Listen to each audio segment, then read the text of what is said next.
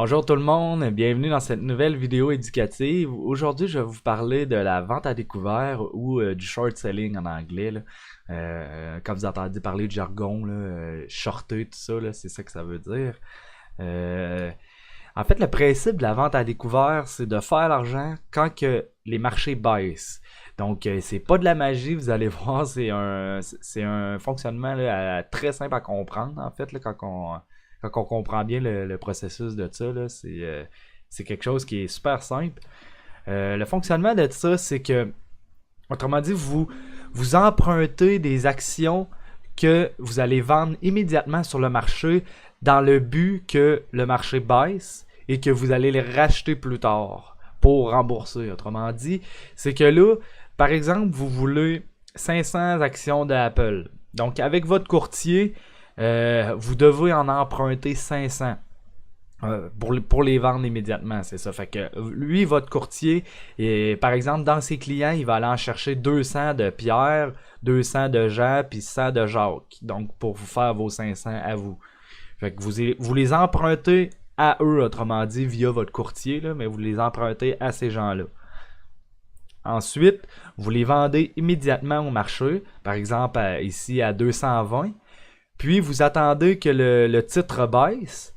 Lorsqu'il descend assez pour vous, vous les rachetez, exemple là, ici à 190, et vous remboursez votre courtier, que lui, dans le fond, lui, il va remettre les actions à Pierre-Jean-Jacques là, qu'on a vu là.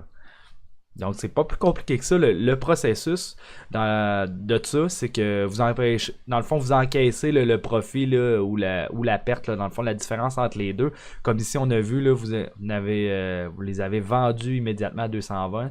Vous en avez emprunté, vous les avez vendus à 220. Vous avez attendu que ça baisse, vous en avez racheté des nouvelles à 190. Puis vous avez remboursé votre courtier. Donc vous faites la différence entre les deux fois 500. Donc ça fait le profit. Mais attention, c'est ça, ce processus-là peut se faire aussi à l'inverse. C'est que vous pouvez emprunter des actions, les vendre à 220, mais le titre peut monter à 250, puis vous devez les racheter à 250. Donc c'est ça, vous faites la perte là, de ce montant-là là, à l'inverse là, si ça monte. C'est ça, en résumé, c'est pas plus compliqué que ça. Vous empruntez les actions à votre courtier. Votre courtier, en fait, peut les prendre via ses clients, comme on a vu de Pierre-Jean-Jacques, ou peut les emprunter via un autre courtier aussi, puis vous les prête. Donc, vous les vendez immédiatement là, sur le marché lorsque vous faites une vente à découvert. Puis, vous espérez... enfin, vous espérez les racheter plus bas, mais attention, c'est ça, ça peut monter aussi. Puis, après ça, quand vous rachetez vos actions que vous avez empruntées, vous remboursez votre courtier là, de ces actions-là que vous avez empruntées. Puis les particularités de ça, c'est que habituellement là, les courtiers vont vous charger des intérêts pour ça. C'est que, exemple, vous détenez ces actions-là vous empruntez ces actions-là pendant 3 mois, ben le courtier va vous charger là, des intérêts là, sur les actions empruntées. Mais habituellement c'est pas très cher, là, mais c'est pas exorbitant là, comme frais, là, mais souvent les courtiers en chargent.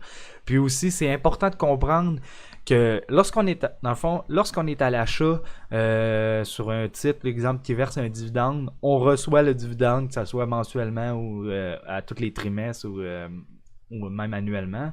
Mais lorsque vous empruntez ces actions-là, dans le fond, vous les détenez pas. Vous les empruntez dans le but de les racheter par la suite.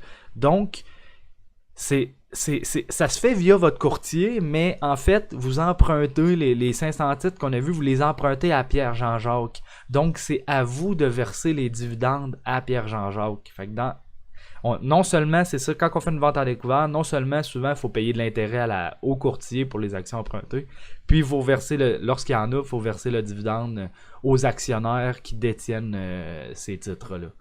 Puis... aussi, on dit que la vente à découvert, c'est quelque chose qui est plus risqué qu'un achat.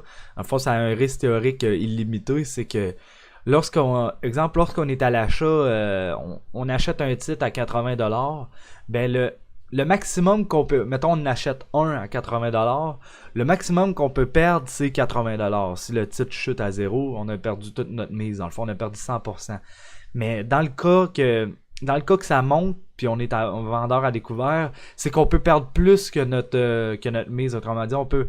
Si le titre monte à 160, même à 240, ben vous pouvez perdre, c'est ça, là, vous pouvez perdre 100, 200, 300%. Là. Donc, souvent, c'est ça qui est dangereux de ça aussi, c'est que des fois, on voit des actions, là, que, exemple, ils ferment une journée à 16$, puis ils se font acheter, tu sais, il y a une acquisition, exemple, dans la fin de semaine, tout ça, puis le lundi, ça rouvre à 92 ou quelque chose de même, tu sais.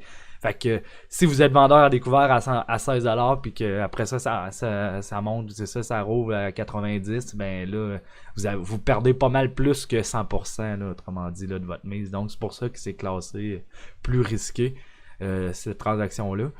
Puis aussi, il y a un risque de rachat des prêteurs. Je vous dirais que c'est très rare que ça arrive, mais ça peut arriver. Exemple, si vous faites des ventes à découvert sur des actions là, qui a beaucoup de volume de transaction, des actions assez liquides, normalement, il n'y a pas de problème. Mais exemple, des actions qui s'en transigent pas beaucoup, ben si Pierre-Jean-Jacques, tantôt on a vu, si Pierre-Jean-Jacques, là, ils détiennent les 500 titres, s'ils veulent s'en départir, ils veulent les revendre, ben votre courtier a pas le choix d'aller chercher les 500 titres ailleurs, que ce soit via d'autres clients ou bien via un autre firme, quelque chose de même, ils ont pas le choix d'aller les chercher ailleurs. Puis s'ils sont pas capables d'aller les chercher ailleurs pour continuer dans le fond de vous les prêter, ils peuvent exiger un risque de rachat. En fait, ils peuvent vous exiger de racheter les actions que vous avez empruntées. Puis ça, ben c'est ça peut se faire à n'importe quel moment là, que vous décidez pas nécessairement. Là. Donc, vous pouvez être en perte, l'action peut être plus haute ou vous pouvez être en gain, mais ils vont vous exiger de les racheter. Donc, c'est ça, il y a un risque de ça aussi. Puis aussi, il y a certains courtiers que leur plateforme, c'est à cause des réglementations et des régulations aussi, là, de ça, c'est que ils vont vous empêcher lorsque les marchés baissent, ils vont vous empêcher de faire certains types d'ordres, comme exemple une vente stop. C'est que comme on a vu là dans d'autres vidéos, dans une autre vidéo là, que j'expliquais les types d'ordres, là, c'est que quand vous vendez au marché, c'est que ça va vous exécuter sur le meilleur acheteur disponible. Mais quand les marchés crashent, souvent les meilleurs acheteurs sont beaucoup plus bas. Donc si vous faites une vente stop, c'est que vous dites je veux vendre quand ça descend, ben ça va faire encore plus crasher le marché. Donc ils vous empêchent de faire ça. Ils vont exiger seulement les types d'ordres, exemple comme une vente limite. Ils vont attendre que le titre remonte avant de vous faire une vente à découvert. Là. Souvent c'est les réglementations là, qui exigent ça. C'est pas tous les courtiers. Il y a des courtiers habituellement qui adaptent leur plateforme en considération de ça, mais exemple les banques, là, la majorité des banques canadiennes, tout ça, je vous dirais, là, ils permettent pas de vendre à découvert là, quand ça descend, là, vendre à découvert, vendre stop, là, autrement dit. Ils permettent pas ce type en particulier d'ordre-là. Donc c'est pas mal ça pour les particularités. Aussi, pour ceux qui détiennent les comptes CELI et REER, sachez qu'on peut pas on peut pas faire on peut pas faire de vente à découvert dans ces comptes-là parce que les réglementations fiscales exigent juste des achats. Donc, dans ces types de comptes-là. Donc, si vous voulez vendre à découvert, pareil dans ces types de comptes-là, il y a des solutions. C'est que soit vous achetez des options de vente, ça au pire, je l'expliquerai dans une prochaine vidéo, les options, tout ça, qu'est-ce que c'est. Ou soit vous faites ça, ou vous achetez des FNB inversés. C'est que, autrement dit, le fonds, le FNB, le fonds qui crée le FNB, souvent lui, il va prendre des options de vente ou des choses comme ça, puis il va réussir dans le fond, à reproduire le titre que vous voulez à l'inverse. Donc, si je vous fais un exemple, là, un petit peu, là, on voit ici le ETF SPY, c'est que ça représente dans le fond les 500, le SP500, les 500 plus grandes actions américaines.